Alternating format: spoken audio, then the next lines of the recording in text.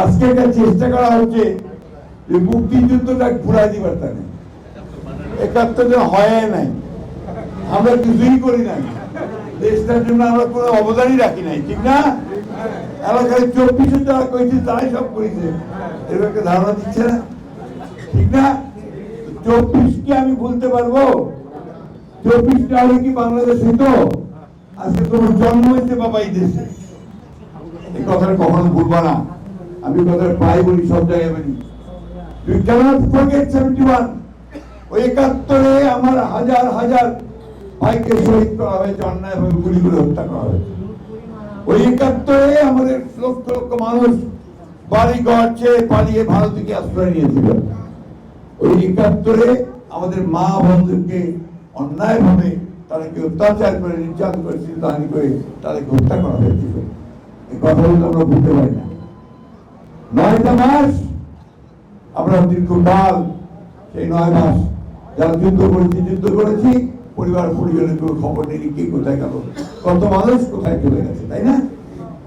তো সেই দিন থেকে ভুলে দেওয়ার চেষ্টা করলে কি ভুলে দেওয়া যাবে ভাই? যাবে কে? আমার জন্ম থেকে কি আমি ভুলতে পারি? ওইটা মাথার মধ্যে রাখি। আজকে সুপরিকল্পিত হবে একটি চক্র, একটি মহল, যারা ১৯৭১ সালে পাকিস্তান হানাদার বাহিনীর সঙ্গে যোগ সাজস করে এই দেশের মুক্তিযোদ্ধা হত্যা করেছিল, তাদের পরিবারদের হত্যা করেছিল, তাদের মেয়েদেরকে তুলে দিয়েছিল খান বাহিনীর হাতে। তাদের সঙ্গে এই দেশের মানুষ আপোষ করতে পারে? পারে নাকি ভাই? করে করলে হবে তো? মুক্তিযুদ্ধ গর্জে উঠতে হবে তো।